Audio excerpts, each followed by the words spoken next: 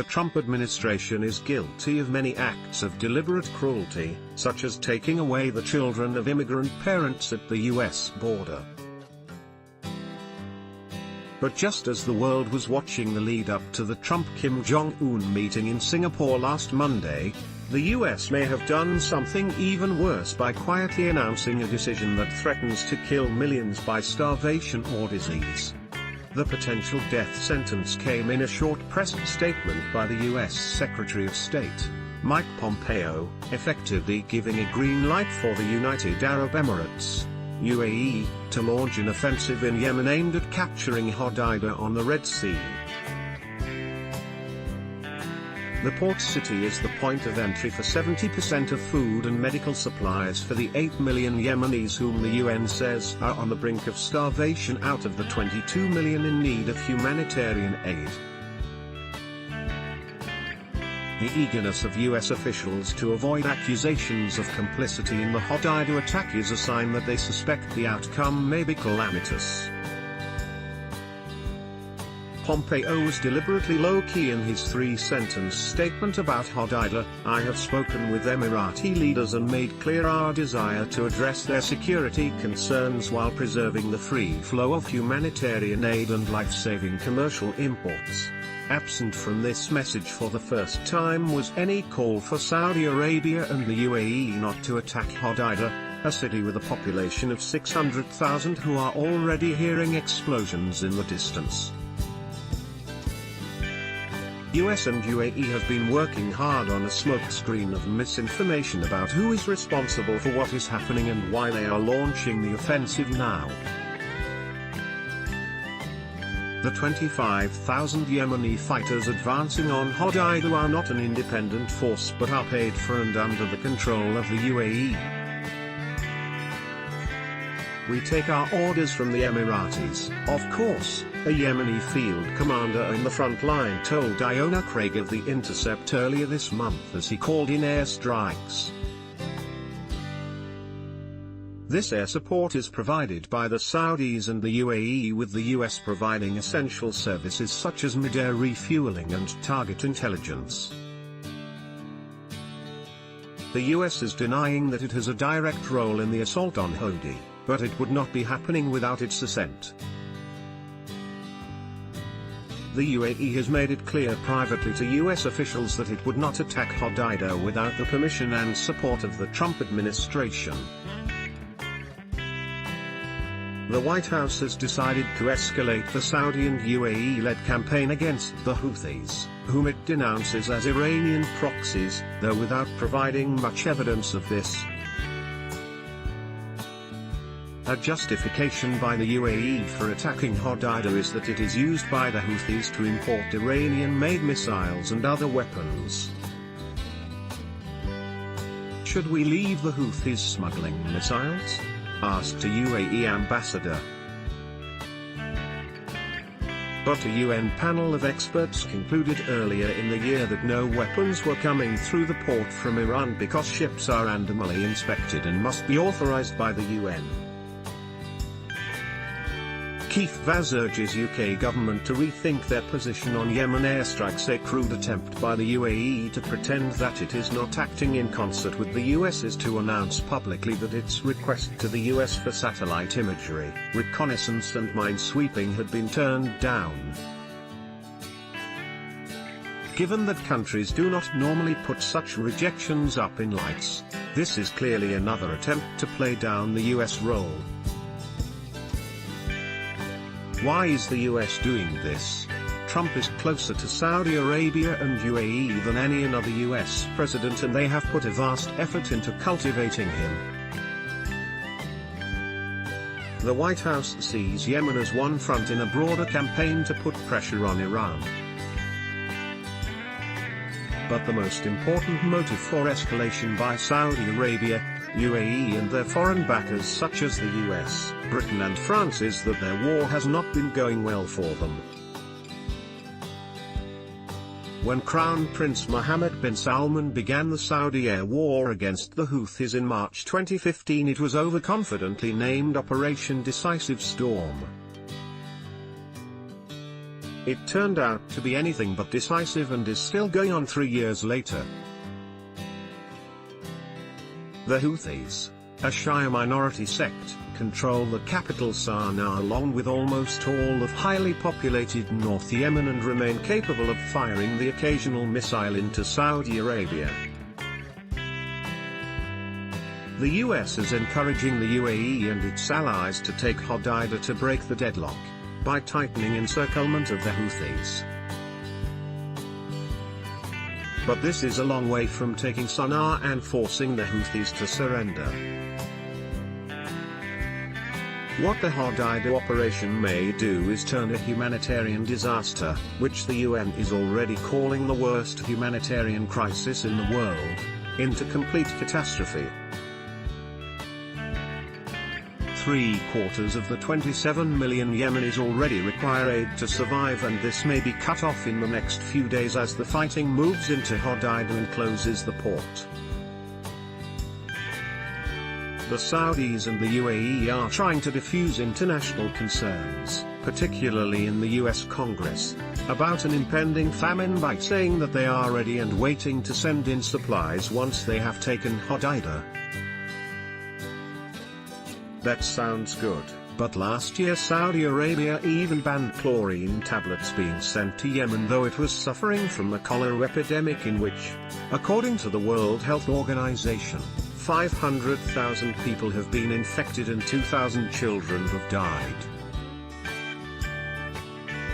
The epidemic started because the Saudi-led coalition had bombed the main electric power station and not enough fuel was getting through to keep the sewage and water purification plants working.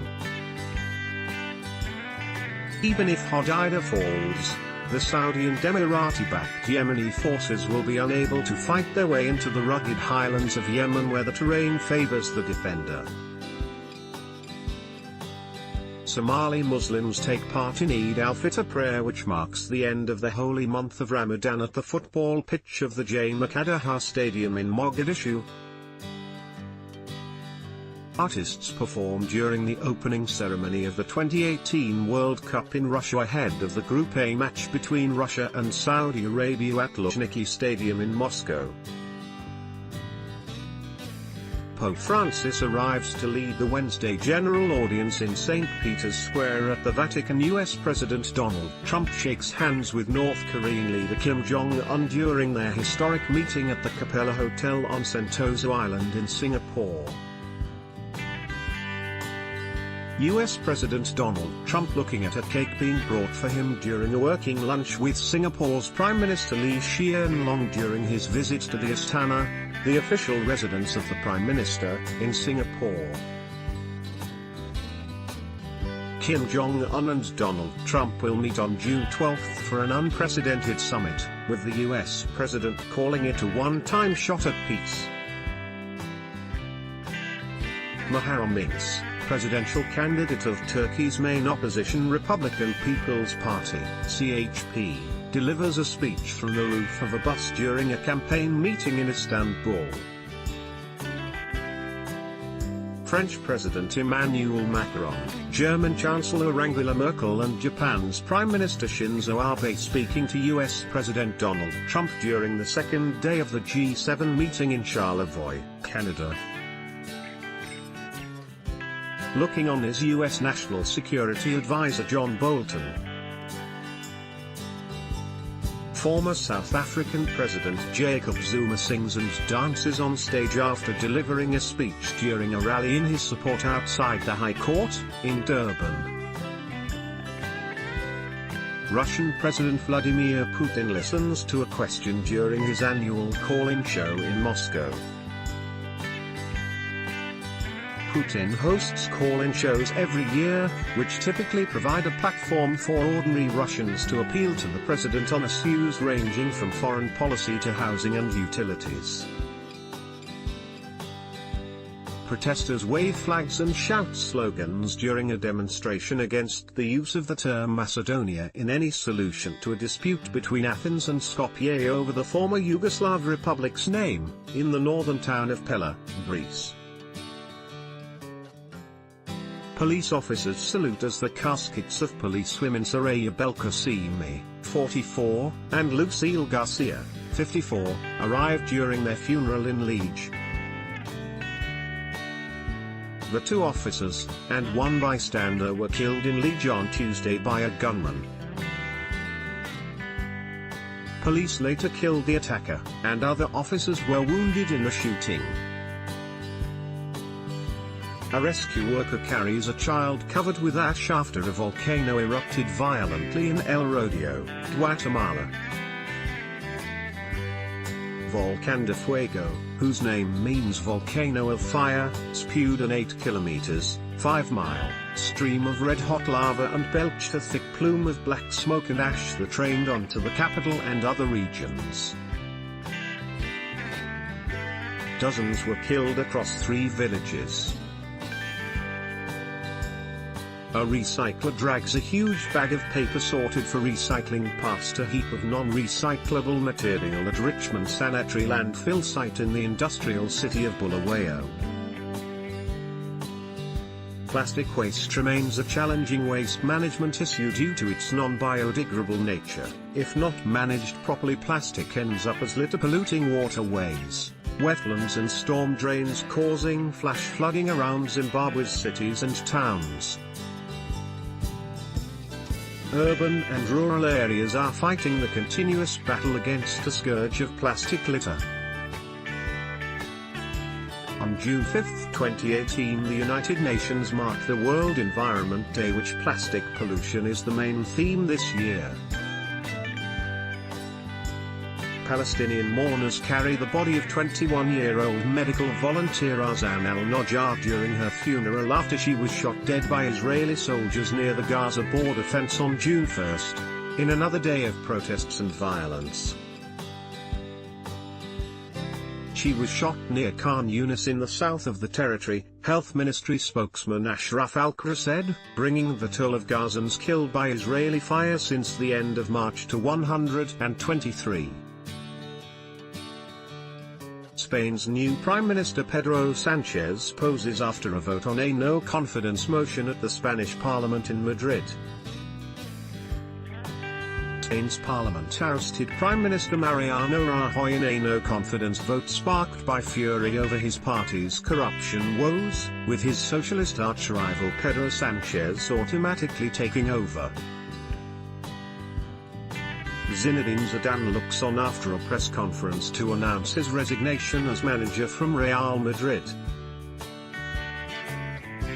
He confirmed he was leaving the Spanish Giants, just days after winning the Champions League for the 3rd year in a row. A worker cleans up the millennial migrants' makeshift camp along the Canal de Saint-Denis near Port de la Villette, northern Paris, following its evacuation on May 30. More than 1,000 migrants and refugees were evacuated early in the morning from the camp that had been set up for several weeks along the canal.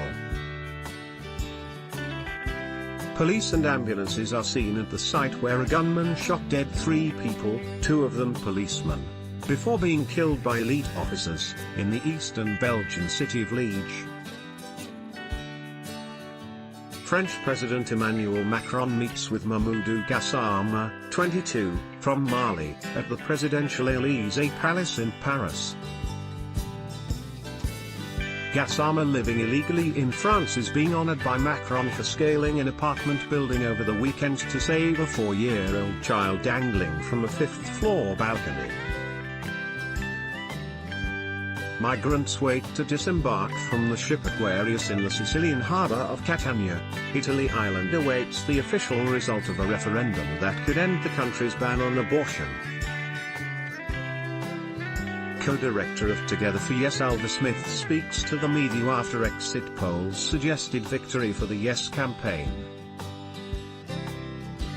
Film producer Harvey Weinstein arrives at the 1st precinct in Manhattan, where he turned himself into New York police for sexual misconduct charges. Russian President Vladimir Putin, meets with his French counterpart Emmanuel Macron at the Constantine Palace in Strelna, outside St. Petersburg. On May 24, 2018, people protest out as the Tamil Nadu House after at least 10 people were killed when police fired on protesters seeking closure of plant on environmental grounds in town of Thoothukudi in southern state of Tamil Nadu, in New Delhi. People demonstrate in Paris during a nationwide day protest by French public sector employees and public servants against the overhauls proposed by French President Emmanuel Macron, calling them an attack by the centrist leader against civil services as well as their economic security. Newly appointed Catalan President Quim Torra arrives to visit jailed Catalan separatist politicians at the Extremera jail near Madrid. Venezuelan President Nicolas Maduro casts his vote during the presidential elections in Caracas. Maduro was seeking a second term in power. Channelized lava emerges on Kilauea volcano's lower east rift zone on Hawaii. The USGS said on its website that a fast-moving Pahoehoe lava flow that emerged from Fissure 20 continues to flow southeast, with the quickest of three lobes progressing at 230 yards, 210 meters, per hour.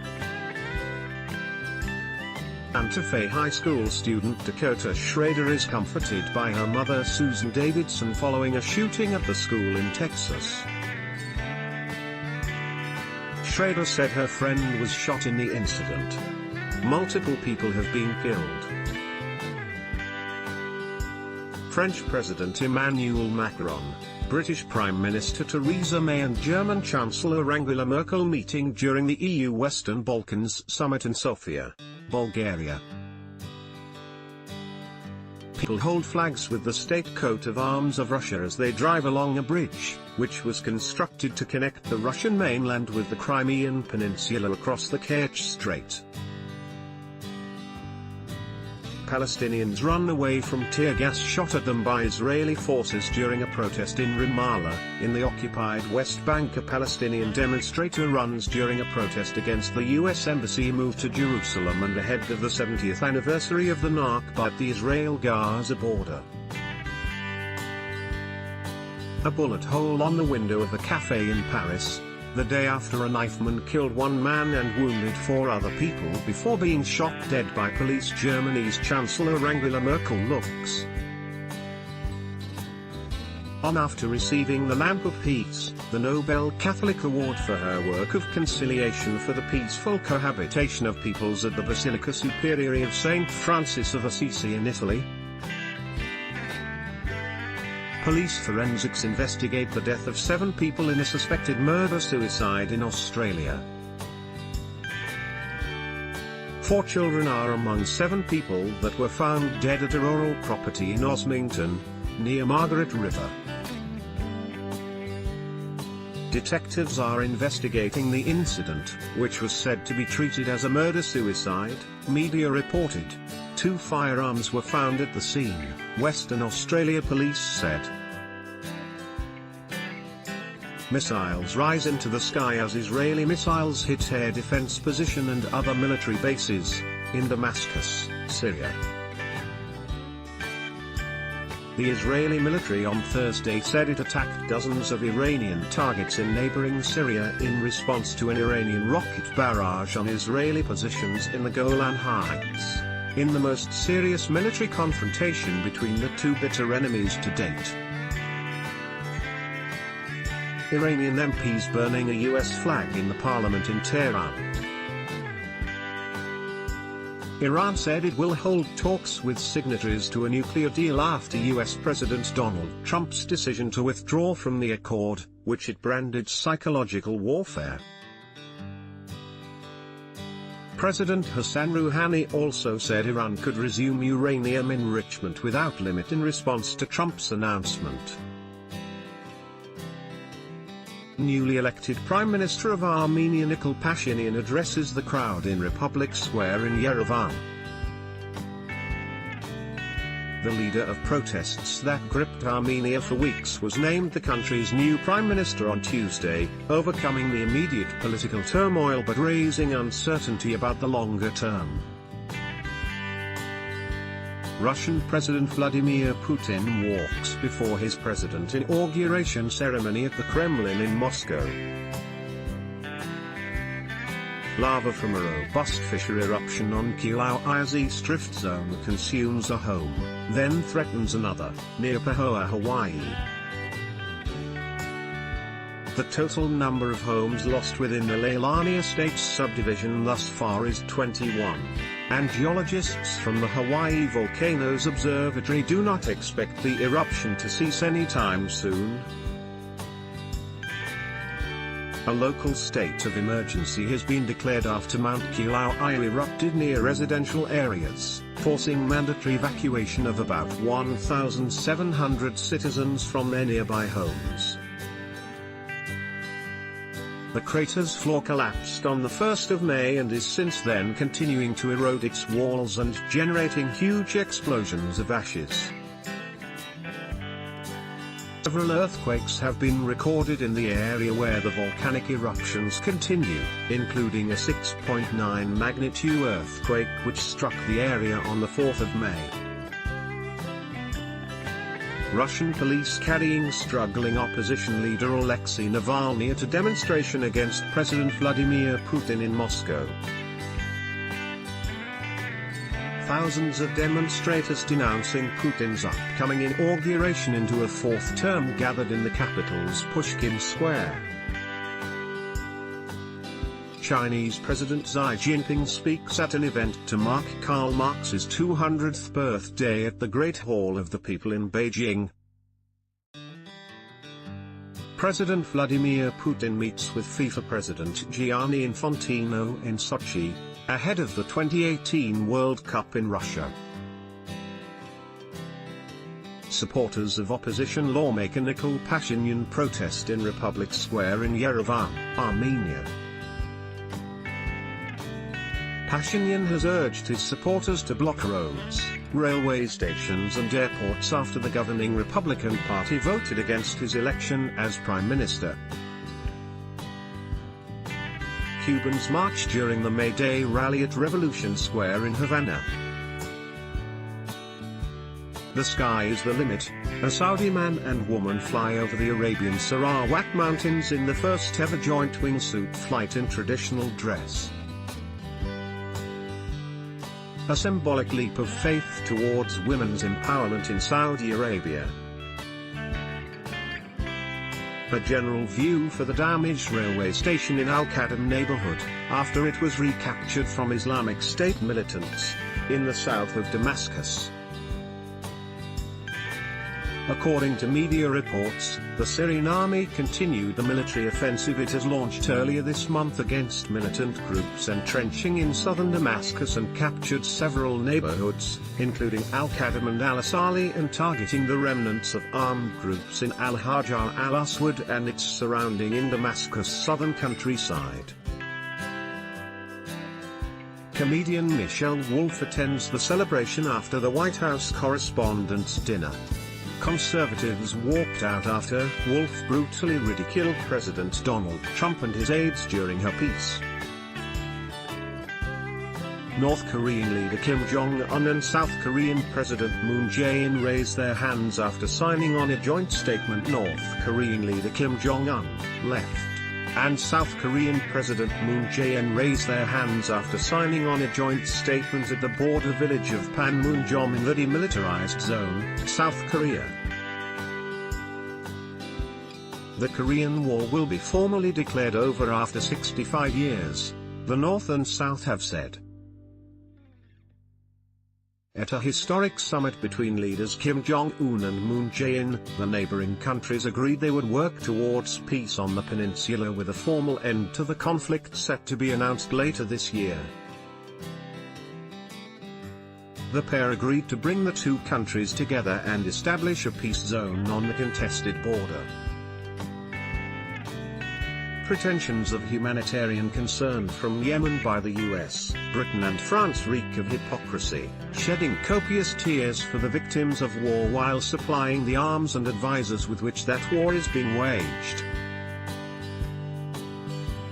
The largely ineffective Houthi missiles fired at Riyadh are furiously denounced, but scarcely a squeak is heard about the relentless bombing of Sana'a and every other population center in the country. The US and Britain opposed a demand by Sweden at the UN Security Council on Thursday that Saudi Arabia and UAE declare an immediate ceasefire. Some cynics suspect that the Saudi-UAE offensive is timed to sink peace efforts by the UN Special Envoy Martin Griffiths, whereby the Houthis would withdraw from Hodeidah and the UN would take over the port city.